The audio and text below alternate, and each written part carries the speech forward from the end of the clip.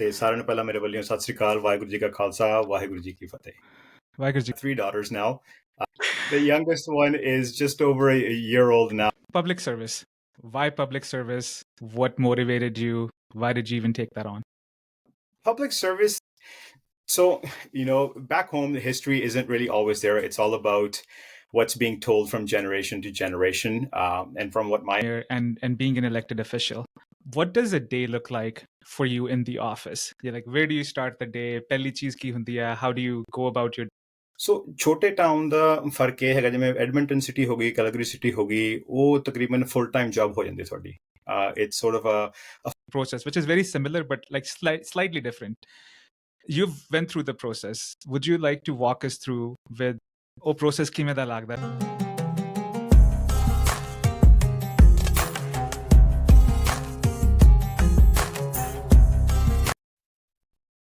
Sat Sri Akal, Namaste, hello and welcome to the show ਜਿਹਦਾ ਨਾਮ ਹੈ The Truth Tribe. I'm your host Ravi Tur ਤੇ ਅੱਜ ਅਸੀਂ ਗੱਲ ਕਰਨ ਜਾ ਰਹੇ ਹਾਂ public service ਬਾਰੇ, politics and community work with our very special guest Gurkirpal Singh Dhanoa ji. ਧੰਨਵਾਦ ਜੀ, ਬਹੁਤ ਬਹੁਤ ਮਿਹਰਬਾਨੀ ਤੁਹਾਡਾ. ਤੇ ਸਾਰਿਆਂ ਨੂੰ ਪਹਿਲਾਂ ਮੇਰੇ ਵੱਲੋਂ ਸਤਿ ਸ੍ਰੀ ਅਕਾਲ, ਵਾਹਿਗੁਰੂ ਜੀ ਕਾ ਖਾਲਸਾ, ਵਾਹਿਗੁਰੂ ਜੀ ਕੀ ਫਤਿਹ. ਵਾਹਿਗੁਰੂ ਜੀ ਕਾ ਖਾਲਸਾ, ਵਾਹਿਗੁਰੂ ਜੀ ਕੀ ਫਤਿਹ. ਇਹਨਾਂ ਨੂੰ ਨਹੀਂ ਪਤਾ ਤੁਹਾਡੇ ਬਾਰੇ, you are an elected official currently serving as the Deputy Mayor of the town of Devon. Devon jo town hai, it's 7,000 population. It's a small town just outside of Edmonton, Alberta. Edmonton is the capital of Alberta for those of you who don't know. 15 minute ਦੀ ਦੂਰੀ ਦੇ ਵਿੱਚ ਹੈ. You also run your businesses. You're an avid community worker. ਤੁਸੀਂ ਕਾਫੀ ਸਾਰੀ organizations ਦੇ ਉੱਤੇ ਉਹਨਾਂ ਦੇ board ਤੇ ਵੀ serve ਕਰਦੇ ਹੋ. Just to name a few, Leduc Regional Housing Foundation, and the River Valley Alliance you are part of and sit on the board of directors. ਉਹ ਤੋਂ ਇਲਾਵਾ in your free time you serve on the football team, coaching people. You're a family man, father of 2 daughters. ਪਰ ਆਪਣੇ words ਦੇ ਵਿੱਚ ਤੁਸੀਂ ਕੌਣ ਹੋ ਤੇ ਕੀ ਕਰਦੇ ਹੋ? Correction karda, I'm going to make a slight little correction. So I have 3 daughters now. The youngest one is just over... The youngest one is just over a year old now. So so a proud father of 3 daughters. Other than that, I think you've pretty much nailed everything on the head. And I'm by no means am I a career person. I have jobs.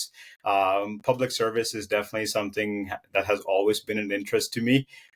And being in such a small town and a beautiful community just outside of the city, it provides that opportunity for somebody who's aspiring, somebody who wants to kind of get into the public service, the municipal elections and all that stuff. So I can't say enough great things about this small community and the town of Devon here. So let's start there. Public service. Why public service? What motivated you? Why did you even take that on?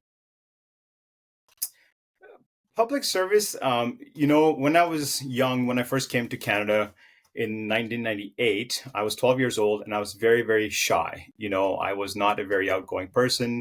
Being in a new country, new world, it was definitely a challenge. But eventually, as I grew in to the community, into the culture here, I just found that public service it's not something a lot of people really dabble into, right? Everybody's so focused on to their careers and making money, and being in the public sector, it's not a money-making business. It's about serving. It's about the community. It's about the people. And I'm sure you're aware if you're not, but my great-grandfather was a very good politician back home in Punjab, and he was very well respected as well. So I think it sort of runs in the blood, but being in the small town definitely gave me that edge to say, hey, let's go ahead and do this. Let's talk about the fact that you mentioned it runs in your genes. Can you tell us more about how does it run in your genes, the background on that? So, back home, the history isn't really always there. It's all about what's being told from generation to generation. And from what my understanding is, my great-grandfather, he was a politician in Punjab, very well respected. He was a very straightforward man. He actually just recently got inducted into the museum. So his picture hangs in a museum at the Golden Temple, which is in Amritsar. So that's all the hard work thanks to my aunt who was back home a few months ago. And it's a process that had been in the works for about, I'm going to say about 3 to 4 years. And my grandfather, he was also a leader in his own village.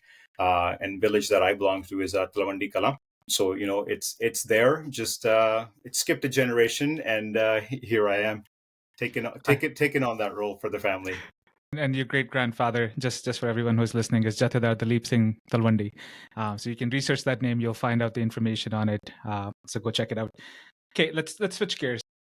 Being a deputy mayor and being an elected official, what does a day look like for you in the office? You're like, where do you start the day? Pehli cheez ki hundi hai? How do you go about your day?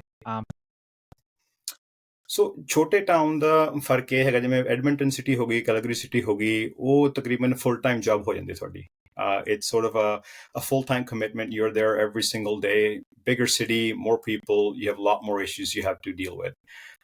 Within the town, we generally have meetings a couple of times a month. We attend programs, we sit on boards, go to those.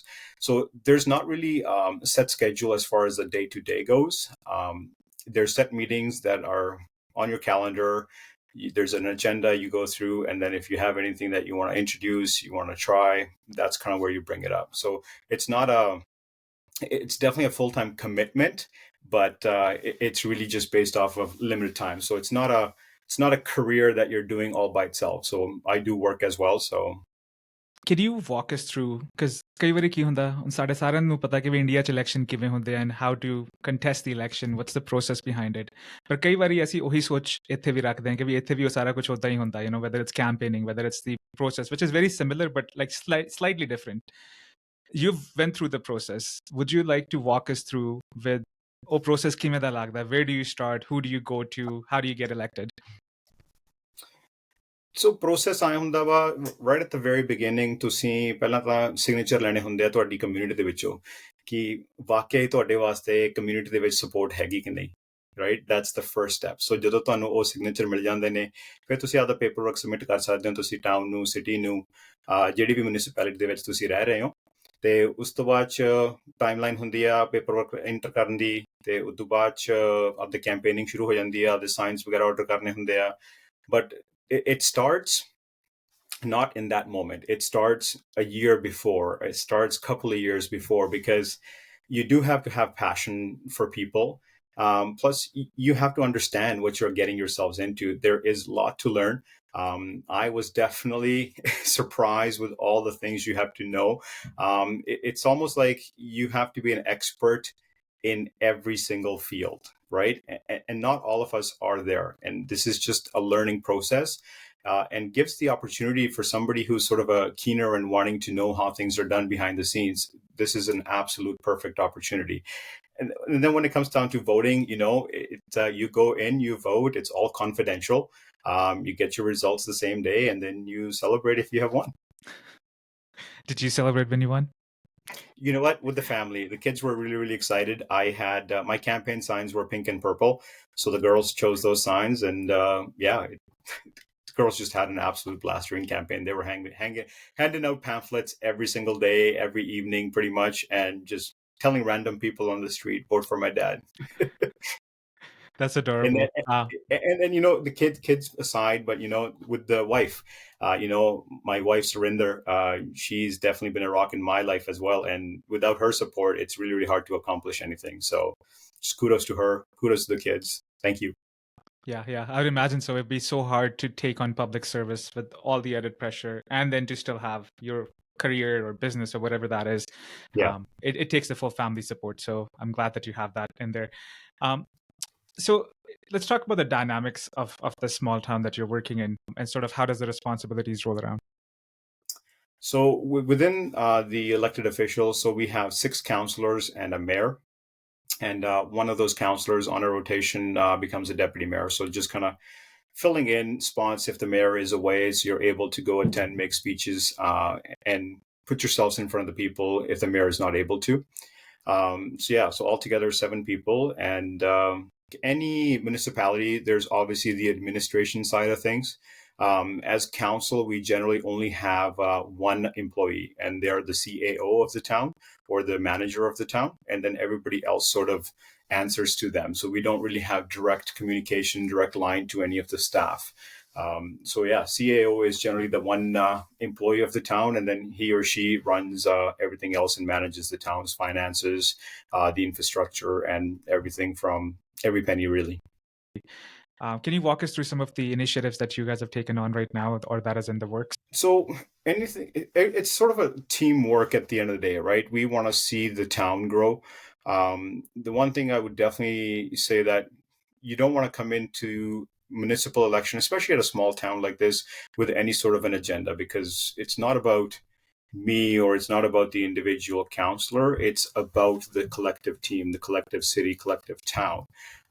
So as far as projects that are happening in the town itself, we have a second sheet of ice that's being built right now that's going to provide a ton more time and space for all the user groups in the town. With one sheet of ice, it's really becoming challenging, and many user groups have to go out of town or they can't hold any of their practices. So with that, the opportunity has grown. There is commercial growth that's kind of taking plan right now. We have new ball diamonds that were relocated. So we spent about $3.5 million on new ball diamonds, and we're having a big Make a Wish Foundation tournament here in August. So later part of the August, so that'll be a big splash in the community to kind of unveil. Like the ballpark itself is still in use, but having that big Make a Wish Foundation tournament there is definitely going to bring attention to the town. And that there's always small projects going on, just your daily stuff. If I have to ask you, and this might be different for the folks who live in the town of Devon as opposed to the people living in some of the major centers, but some of the things that we see across is some of the challenges that people are facing with regards to inflation, the housing prices, so on and so forth. Are those challenges the same for the people in the town of Devon, or what kind of challenges do they face? It's no different. No different whether you're in a big city, small town. It almost seems like when you get away from the major hubs, the cities, Calgary, Edmonton, everything tends to get even more expensive just for the fact that there's a lot more travel time that's included with deliveries. But the housing market, in our small little town, there's always shortage on housing, just affordable housing, really. Right. So it's been a challenge, and we're trying to work around with different bylaws, trying to bring in builders so we're able to start that process and grow a little bit as well here in the next 5 to 10 years. If I have to ask you about a challenge in your journey so far as it relates to public service, what would you say has been one of your biggest challenges, and sort of what did that teach you? I feel like one of the biggest challenges you face as a public servant would have to be trying to make everybody happy, which I learned very quickly within the first 6 months to a year. Any decision that you make as council or even outside of elections, just as a human being, you can't make everybody happy. So you have to make decisions that are good for the collective group, not necessarily the individual people sometimes, unfortunately. And then I guess the counter to that is how do you then deal with the backlash of it per se from that one individual or the group, and how does that affect you, if at all? So it definitely affects me, and it affects the whole council as well, because you're not able to do things that everybody wants. But to counter that, I think you just have to try to make the individual or the make group of individuals understand the purpose, the reasoning behind why this is being done, right? And I think it's just an open dialogue at the end of the day. I know sometimes as elected officials, so I'm in a small town, but anybody in a bigger city, sometimes it's hard to have that open conversation because anybody can take that conversation and sort of forward it in by adding a little bit of their own agenda to that conversation, right? So because if my story is being told through a third person, it's not going to be my story anymore, right? It's what the person is portraying it me to be. So that's definitely a challenge, but you try to understand and have that compassion for the people, and just try to reason and make them understand.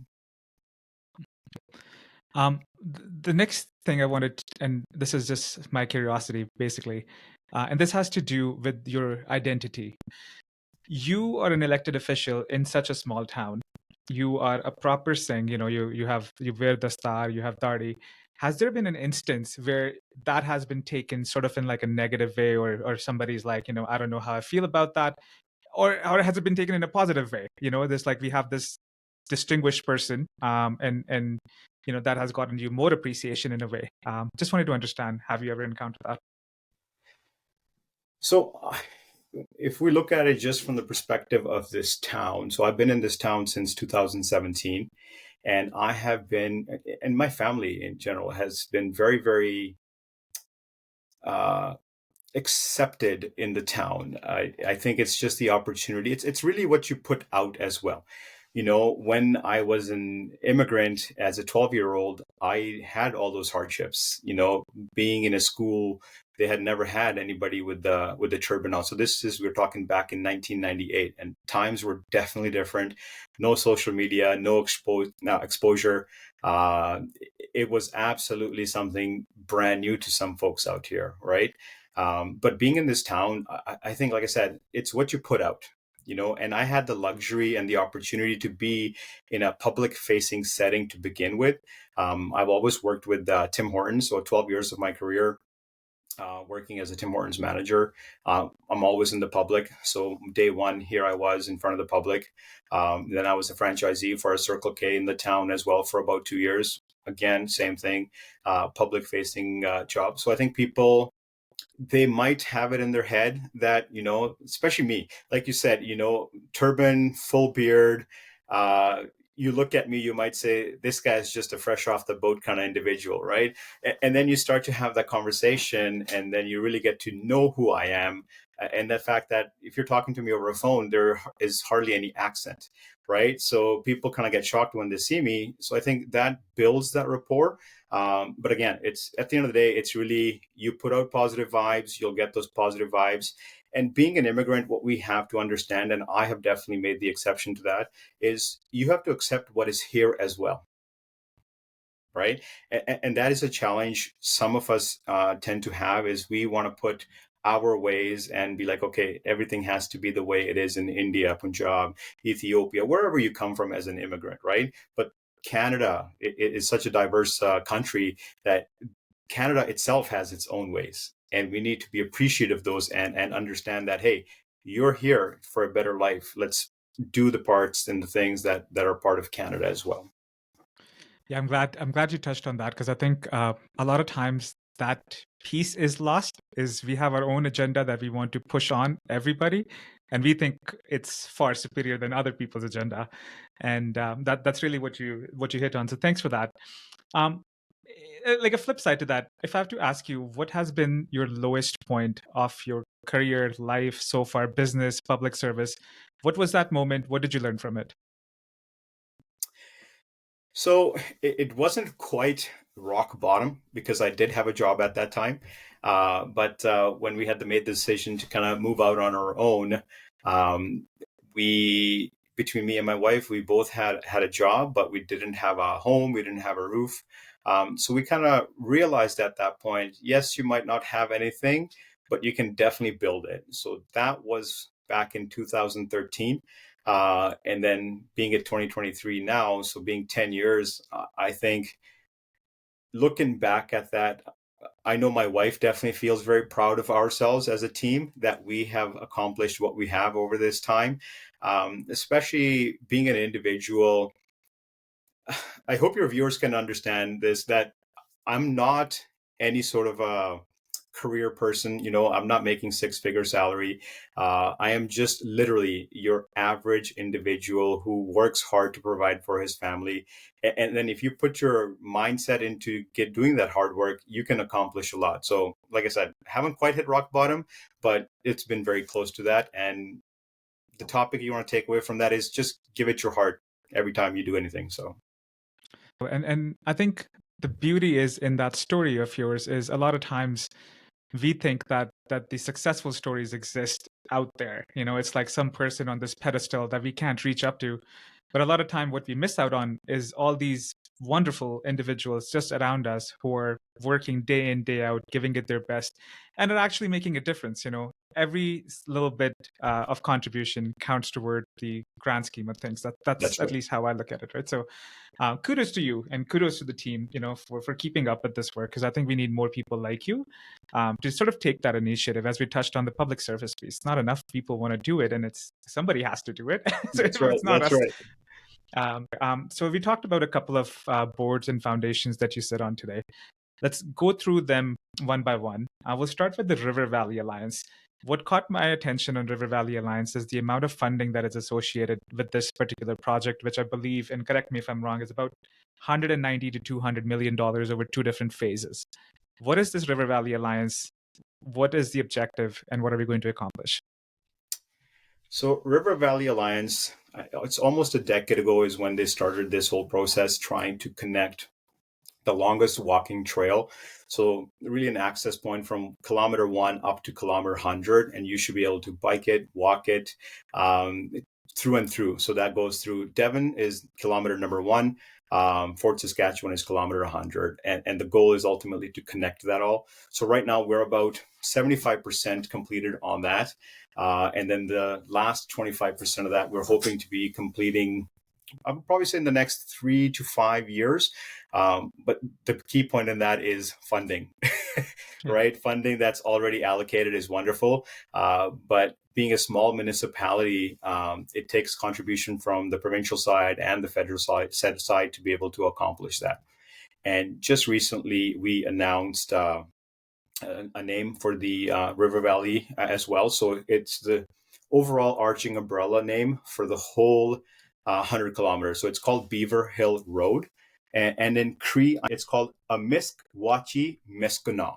So that's what it means. It means Beaver Hill Road. So that's sort of holding true to the Treaty 6 people that live and reside around the Edmonton area. And just really hitting home with that story of that it's people's land. You know, it's where the beaver used to roam. So the second foundation that you are associated with is the Leduc Regional Housing Foundation, which I believe is to provide seniors and affordable housing. And I believe you have about 600 different units. Talk to me about that. What is the initiative? Who are you helping out there? So that's a wide range of people. So we're talking from young children, part of families, seniors up to the age of 82. So it's quite a range. And we touch base on about 5 of the spectrum of the housing, right? So it's really never enough. So the demand for what is being needed over the next 10 years is quite high, and we'll never be able to keep up with that. So I think as a foundation, having the executive team there trying to pursue grants, trying to pursue other avenues of revenue, we're trying to make a small little dent into it all, but it'll never be where you're point going, oh my God, we did it. It's a continual process. And it's not just me. So boards change over time. It's really the planning, the hard work of every single individual since inception that kind of takes you through that process, right? So recently we just had, as part of the board, I had the opportunity to kind of go from the application process with regards to a building in Leduc. So you submit the application to the federal, the provincial government. We've seen the approvals come through just early July. So we should be doing a shovel ceremony here, probably closer to the end of this month, if not early next month. So to be able to see that and say, okay, now we have 22 units, but we still need probably 800 more to be able to keep up and provide affordable housing to everybody. But that small little thing, it just kind of says, okay, we're on the right path. We'll get there. Let's keep continuing. Just never stop, right? Because if you give up and say, okay, this will never be accomplished, then guess what? We're tracking negatively. Talk to me about your upbringing in Canada, and now you're a father of 3 daughters. How has that changed in your experience in terms of what you see today? You know, being a young person coming during a time with lack of social media, I think it sort of served us good, because when you're exposed to too much, you try to do too much essentially, right? Being young, I definitely had my hardships growing up here in Winnipeg. So that's where I first came to. So from Punjab to Winnipeg, I spent about 10 years in Winnipeg, did 10 years in Calgary before moving out to the town of Devon. But what I've learned is just you have to be accepting of people. You have to understand where everybody comes from and just have compassion at the end of the day. And that's what I'm going to try to teach my kids as well. Just compassion for every person out there. Doesn't matter what walk of life they come from.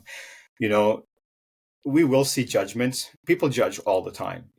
You know, it doesn't matter if somebody says, no, I don't judge. Believe me, you have done it unintentionally, probably, but we all judge. But the biggest thing is, okay, sure, judge the person, but get to know the person afterwards as well, right? And I really hope my kids can grow up and kind of continue the legacy of saying, okay, you know what, our dad did great things in the community.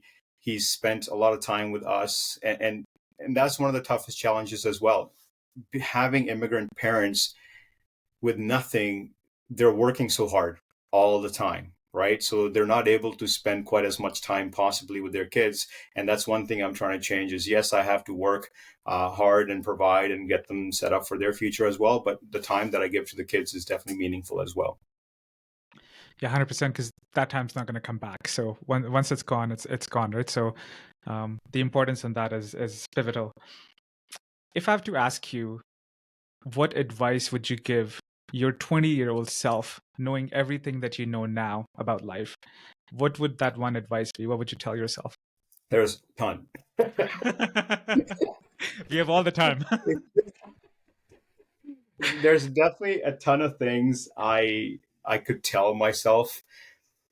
But the way I look at it is, you know, the word regret, right? I think I never regret anything because every decision that I have made is I've thought it through. I feel like regret is only when you just willy-nilly make a decision knowing that it could have been bad, right? But the one thing I would definitely tell my younger self is there's nothing, well, almost nothing. There's just about nothing you can't do in your 30s, in your 40s, that you have to get done in your 20s. Meaning the world out there, it just makes more sense when you're mature.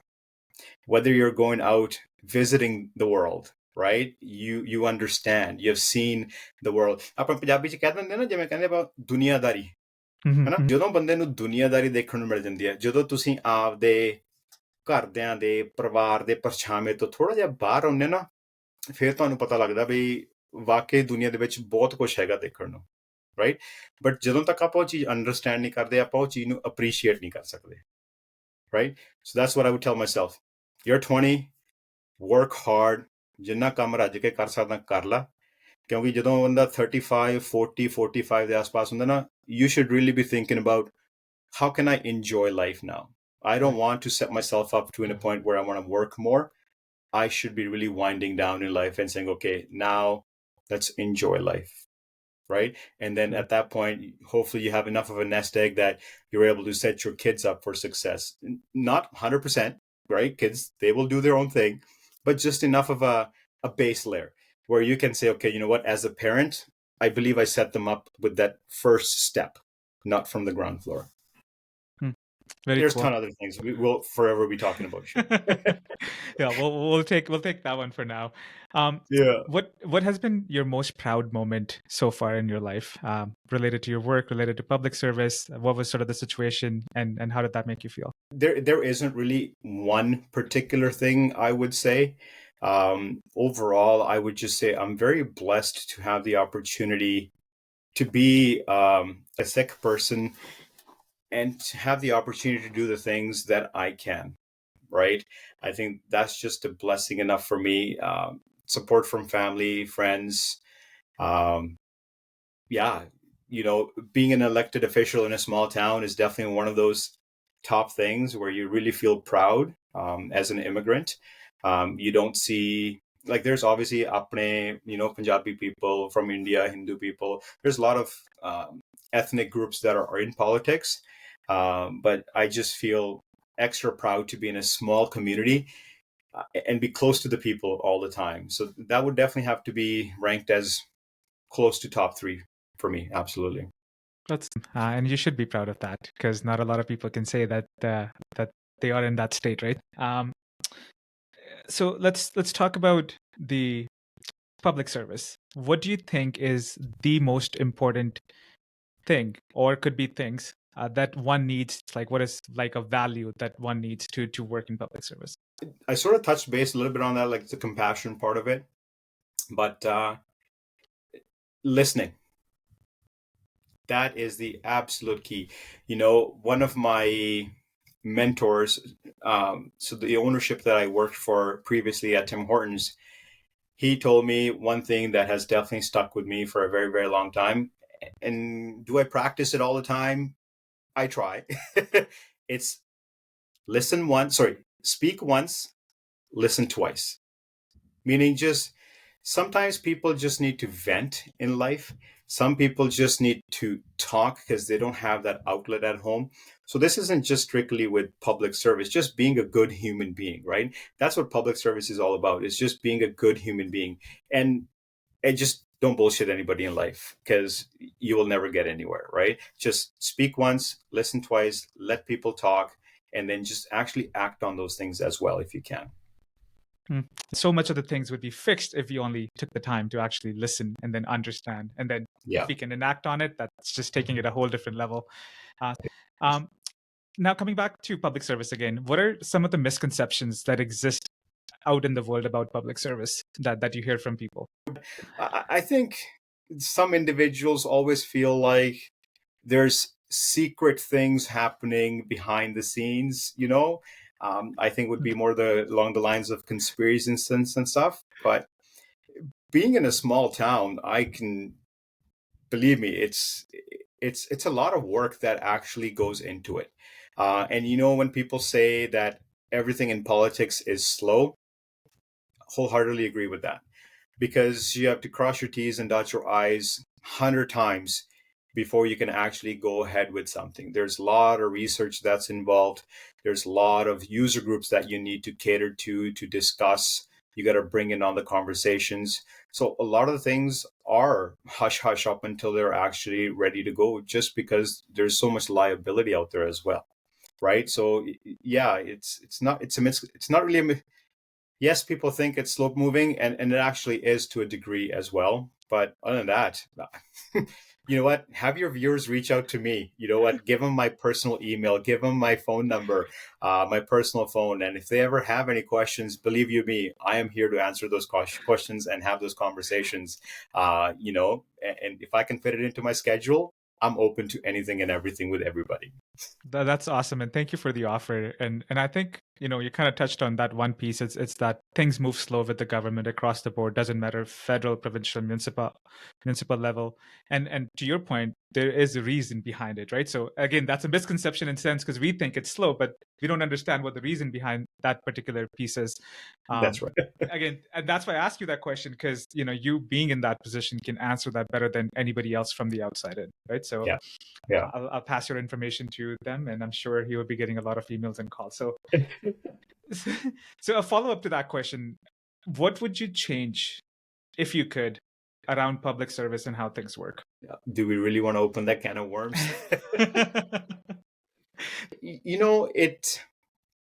It really takes a team at the end of the day, because so you work your way down from the top. So you got the federal government, you got the provincial government, and then you have your municipal, like you said, and that's where I am. Sometimes the federal provincial governments are so far removed from the people, and their focus is on the country as a whole, because there's many things that are involved, right? You have to look at the economics, you have to look at the job prospects. There's a lot more that obviously goes into it at the federal and provincial level. But at that time, I think you disconnect from a little bit too much. That's where your municipal leaders have to come into action, and federal and provincial needs to say, okay, we need to have sit downs with these small town elected officials to be really able to understand what is really that's needed, right? Money will not solve everything, but money is the answer to a lot of the issues in these smaller communities, because a population of 7,000, let's say for us, 1% tax increase is only about $62,000. What can you really accomplish with 62,000, right? Whereas you look at a bigger epic center, Calgary, Edmonton, they're in tens and hundreds of millions of dollars. So obviously the infrastructure grows at a rapid pace, right? So we need that push, that support, more so than a bigger city would. Very interesting. That's a very good point of view that I haven't ever thought about it, but yeah, it's the disconnect between all these legs of the government and one hand not talking to the other. Yeah, Thank and it's definitely improving. There's no doubt about it. But like we said it earlier in politics, everything is just a slow moving pace. um more so on the personal level here. Because you have such a busy life, you know, you're a father, you're doing your job, your business, and you're an elected official. How do you sort of prioritize and execute, and how do you manage your day effectively? Do you have a particular routine every day that you follow? How do you go about that?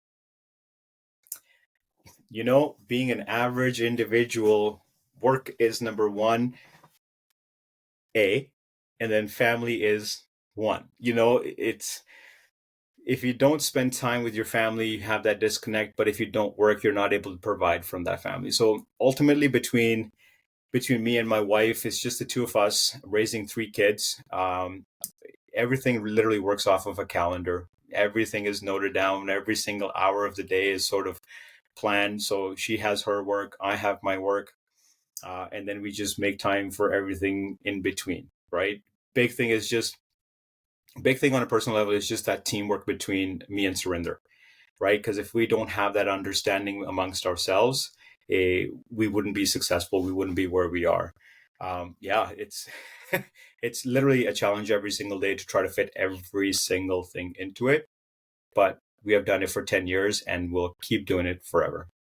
Yeah, yeah. The reason I ask you is a lot of times, you know, and I find I'm culprit of that is you get taken aback by all these things falling on your plate and having no sort of system to then approach. Oh, how do I go about this, right? Yeah, And I think it's important to have those systems, as you said, is like write everything down, make sure everything is visible, you attend it, and take care of it.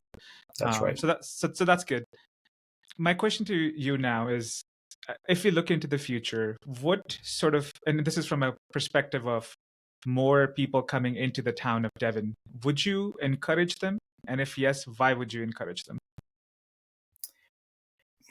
You know what?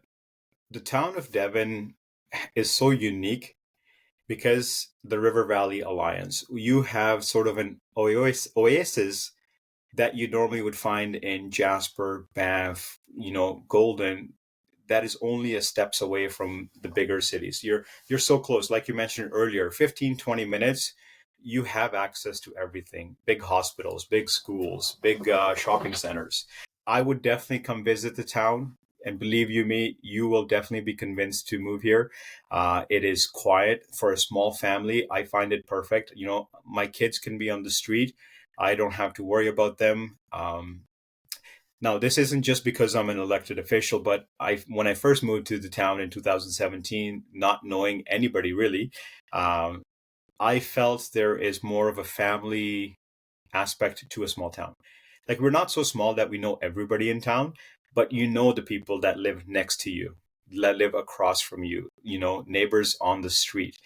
In a bigger city, when I moved from Calgary, you don't. Nobody really has the time to really give to your neighbors, right? Unless you are at a point where you're retired or semi-retired. If you're a working individual, you have no clue who lives next doors, right? So I think that's one thing that people will be taken aback by is the love and the respect that you get from the individuals. I'll give you a quick example. So my father-in-law was here, so Surinder's dad.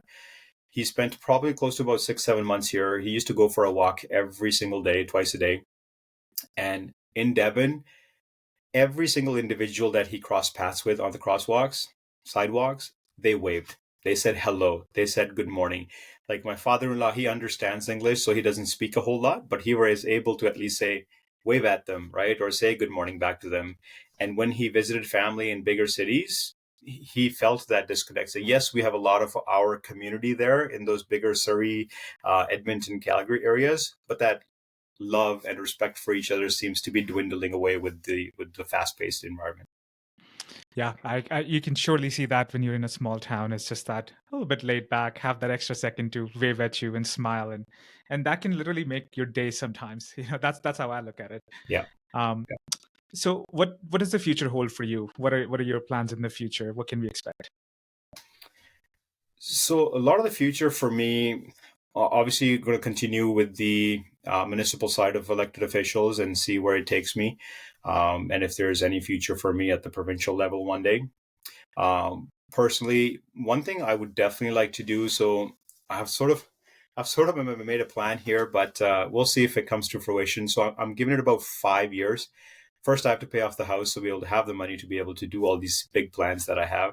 I would like to actually open a not-for-profit and set something up where, there's lots out there for individuals that are really in need and they're able to stay there forever. But if I could do something, it would be a housing project. Doesn't have to be anything big. You start off with a small little place where you can have individuals that are so close to really going to that next level. All they really need is support for 6 months or a year to be able to put that foundation down, and then they can just, okay, now I can build from there. So many people are below that level of building a foundation just because they don't have a house, they can't afford food. So if I could, that would be something I would like to do, is a not-for-profit where I can have housing for people, maximum of a year. You stay there for limited cost, and then catapult yourself and become a success, and then provide for others out there that are in need for that. But things do change every year. There's big plans that I have. At the end of the day, everything comes down to money. So that's what I'm trying to build. It's trying to build that nest egg where I can do all the cool things I want to do, and leave a legacy for the kids to say, okay, you know what, our dad, we're really proud of him, and he did something good for the community. I sure hope you get to that point, and may the force be with you. Let's just do a quick rapid fire. I have some questions listed down. I'm just going to go over them quickly. One-line answers, one-word answers, no explanation necessary. What would you say is your most favorite book? It could be one you have read or one you've gifted. Okay, so this is where you'll know that I'm not a career-minded or a big executive anyway. So I don't like reading. That's okay. We could do a movie. Right. So the big thing for me is I try to remember the conversation we had earlier about the listening part. I try to listen to any and every advice that I get from people, right? I never say no. Okay. Because even if it's 1% of that conversation, I can take it and apply to my life. I think it makes more sense because that's an actual individual who has done those things that I know, that I see in front of me. Books are wonderful, don't get me wrong, right? Reading for the mind to be able to grow and expand your knowledge, absolutely. But I just never had that luxury, and that was never brought up that way, right? So it's quite different. So I really lean on people in my life that I come across and say, okay, what can you teach me? Okay, does that apply to me? I'll take it and I'll apply it on myself. 99% of the conversation might not apply to me, but I'm not shunning it down. I'm not saying no to that conversation. So sorry, viewers, please read, kids. Okay. Awesome. Thank you for that. What purchase of $100 or less has impacted your life in a positive way? Can you buy anything under the $100 that makes you happy? Not a whole lot of things. Actually, just the other day, so we had taken the kids out. We did some paintings at home. So I have 3 kids, and my niece is visiting as well right now. So we did a painting and stuff, and then afterwards we had bought sparklers. So I bought a pack of that. I didn't even give them the whole pack. I just literally gave them one each, and they were so happy. They were so content. And that's where you find the joy in things like I'm at a stage in my life where I don't really do a whole lot of things for myself because I don't need to. I believe I'm fairly content with what I have. Like, I have nothing to prove to you. I have nothing to prove to anybody that's around my life, right? I think I'm fairly accomplished in that sense. But to see that joy in your kids for $5, you can't replace that. Yeah. I would love to have a Lamborghini, but I don't need it. If you can put anything on a big billboard for the entire world to see, what would that be? But the one thing, if I could write it, would be big billboard, appreciate the people that have stood by you, right?